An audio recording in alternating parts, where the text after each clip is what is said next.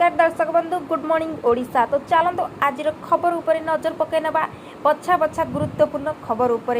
तो से वीडियो को गोटे लाइक कर दिखाते एवं चैनल को सब्सक्राइब कर दिखाते पाखे बेल आइकन दबे कि ऑल उपर प्रेस कर दिखाते जहाँफल लेटेस्ट खबर आपण पाखे सर्वप्रथम यह नोटिफिकेशन पहुँची जापर। तो भिडियो को शेष पर्यटन देखा अनुरोध। तो चलते कौन रही आज बछा बछा गुरुत्वपूर्ण खबर उपर आम नजर पकई ना। निजुक्ति पाइबे लक्षाधिक आशायी हटिबो बेकारी समस्या बाहर 1,70,000 चाकरी। चलित वर्ष आयोजित हेब 200 रोजगार मेला। समस्त चाकरी आशायी आसी एक खुशी खबर। खूब शीघ्र 1,70,000 युवक युवती चाकरी मिल। एथि सरकार तरफ प्रस्तुति आरंभ हो जाइछि। विभिन्न विभाग में हजार हजार आशायी दिज्व निजुक्ति। से 200 रोजगार मेला रे आयोजन कर एने सरकार तरफ घोषणा कर युववर्ग विकास में आत्मनिर्भरता और आत्मसम्मान महत्व उपर गुरुत्व देउछन्ति हरियाणा सरकार। पूर्व राज्य सरकार 1.14 लाख चाकरी प्रदान करथिबा बेले 56,000 सरकारी पद में युववर्ग को निजुक्ति दिज्व। वर्तमान सरकार मोट 1.70 लाख चाकरी प्रदान नहीं प्रस्तुति चलाई। मुख्यमंत्री मनोहर लाल खट्टर निजुक्ति को नहीं राज्यर आशायी एक बड़ घोषणा करिसेंति। रोजगार मेला माध्यम चाकरी पाइथिबा युवक युवती को संबोधित करने एक कार्यक्रम आयोजन करा। सही अवसर में मुख्यमंत्री के विशेष चर्चा श्री खट्टर अंशग्रहण कर संबोधित करते। गत 2019 मसीहा जनवरी मसरे राज्य में 1450 रोजगार मेला आयोजित करा बेले 31,217 जन को चाकरी दि जाइए। घरोई क्षेत्र में रोजगार और आत्मनिर्भरशीलतार विकल्प सृष्टि करने विभिन्न योजना प्रणयन कर हरियाणा कौशल विकास मिशन जरिए 80,000 अधिक युववर्ग को फायदा मिली। एसहित चलित वर्ष 200 रोजगार मेला आयोजन कर मुख्यमंत्री कहते। तो चलते परवर्ती खबर उपर आम नजर पकई ना। देशवासी को मिल जन्मदिन उपहार। मोदी जन्मदिन में लंच हो विश्वकर्मा योजना। सेप्टेम्बर 17 गरीबों को बड़ उपहार देवे प्रधानमंत्री। सेप्टेम्बर 17 तारिख में प्रधानमंत्री नरेंद्र मोदी जन्मदिन पड़ुछि। यह अवसर में प्रधानमंत्री समाजर तल स्तर श्रमिकों कल्याण पर विश्वकर्मा योजनार शुभारंभ करेंगे। गत अगस्ट 15 तारिख में स्वाधीनता दिवस अवसर में मोदी लालकिला निजर भाषण में यह योजना घोषणा करते। समस्त राज्य और केन्द्रशासित अंचल में केन्द्रमंत्री उपस्थित यह योजनार शुभारंभ कर विश्वकर्मा योजनार शुभारंभ अवसर में 70 स्थान में 70 जन मंत्री उपस्थित रहिबे।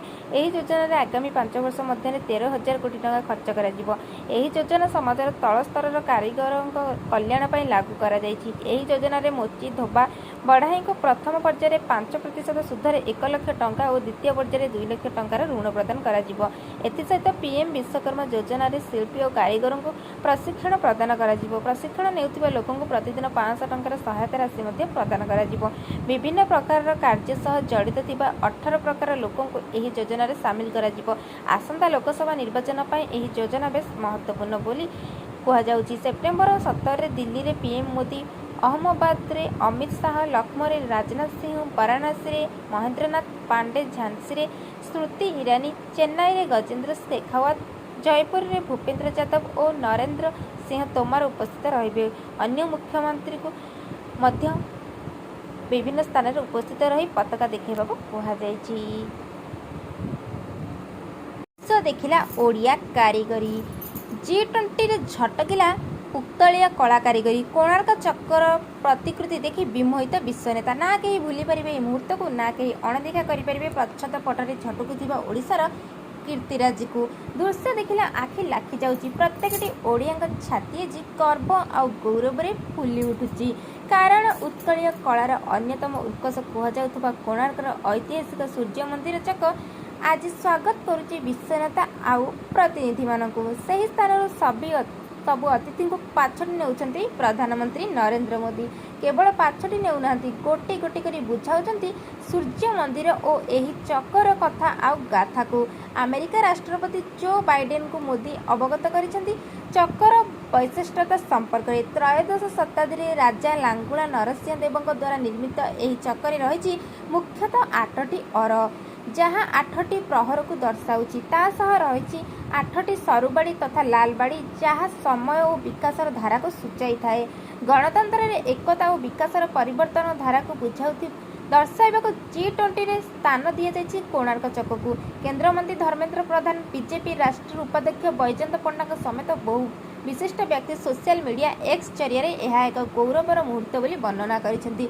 भारत में प्रथम थर पर आयोजित G20 शिखर सम्मेलन में केवल ଯେ କୋଣାର୍କର କାରୁକାର୍ଯ୍ୟ ଓଡ଼ିଶାର ଗାଥା ବଖାଣୁଛି ତା ନୁହେଁ, ଭାରତ ମଣ୍ଡପରେ ବି ଶୋଭା ପାଉଛି ଆମର ପ୍ରାଚୀନ ହସ୍ତକଳା, ପିପିଲି ଚାନ୍ଦୁଆ, ପଟ୍ଟଚିତ୍ର, ସମ୍ବଲପୁରୀ ବସ୍ତ୍ର ଭଳି ଆକର୍ଷଣୀୟ ହସ୍ତତନ୍ତ ସାମଗ୍ରୀ ପ୍ରଦର୍ଶିତ ହେଉଛି। ଏହି ବିଶ୍ୱମଞ୍ଚର ମନ୍ଥନ କାର୍ଯ୍ୟକ୍ରମ ଅବସରରେ ଯାହାକୁ ଦେଖି ଓ କ୍ରୟ କରି ବେଶ୍ ଆତ୍ମସନ୍ତୋଷ ଲାଭ ହେଉଛନ୍ତି ବିଦେଶାଗତ ଅତିଥି। ଏସବୁ ଭିତରେ ଅନ୍ୟତମ ଆକର୍ଷଣ ହୋଇଛି G20କୁ ଆସୁଥିବା ଅତିଥିଙ୍କ ସ୍ୱାଗତ ପାଇଁ ପାରମ୍ପରିକ ସମ୍ବଲପୁରୀ ନୃତ୍ୟ ସହ ଡାଲଖାଇ ଗୀତର ଆସର। ମନ ବୋଲ ମାନୁନି ବୋଲି ଗୀତର ତାଳେ ତାଳେ ପାଦ ପକାଇ ବି ନାଚିଛନ୍ତି ଅତିଥି। ଇଣ୍ଟରନ୍ୟାସନାଲ ମନିଟାରୀ ଫଣ୍ଡ IMF ନିର୍ଦ୍ଦେଶକ କ୍ରିଷ୍ଟାଲିନା ଜର୍ଜିଏଭା ମଧ୍ୟ ଏହି ଗୀତରେ ନାଚି ପକାଇଲେ। ସ୍ୱାଗତ ମଞ୍ଚରେ ନାଚୁଥିବା କଳାକାରଙ୍କ ସହ ତାଳ ଦେଇ ନାଚିଲେ ସେ। ଡାଲଖାଇ ଓ ସମ୍ବଲପୁରୀ ଗୀତ ସହ ପାରମ୍ପରିକ ନୃତ୍ୟ ଗୀତ ଜରିଆରେ G20 ଅତିଥିମାନଙ୍କୁ ସ୍ୱାଗତ କରିଛନ୍ତି ଓଡ଼ିଆ କଳାକାର। ତ ଚାଲନ୍ତୁ ପରବର୍ତ୍ତୀ ଖବର ଉପରେ ନଜର ପକାଇ ନେବା। ଆସୁଛି ଆଉ ଏକ ଲଘୁଚାପ। 12ରୁ ରାଜ୍ୟରେ ପ୍ରବଳ ବର୍ଷା ସମ୍ଭାବନା। ରାଜ୍ୟରେ ବର୍ଷା ଭଲ ଭାବେ ଥମି ନଥିବା ବେଳେ ପୁଣି ମାଡ଼ି ଆସୁଛି ଆଉ ଏକ ଲଘୁଚାପ। ଏନେଇ ଆସନ୍ତା 12 ତାରିଖ ବେଳକୁ ଉତ୍ତର ପଶ୍ଚିମ ପାର୍ଶ୍ୱବର୍ତ୍ତୀ ପଶ୍ଚିମ କେନ୍ଦ୍ରୀୟ ବଙ୍ଗୋପସାଗର ଅଞ୍ଚଳରେ ଏକ ଘୂର୍ଣ୍ଣିବଳୟ ସୃଷ୍ଟି ହେବାର ସମ୍ଭାବନା ରହିଥିବା ସୂଚନା ଦେଇଛି ଆଞ୍ଚଳିକ ପାଣିପାଗ ବିଭାଗ।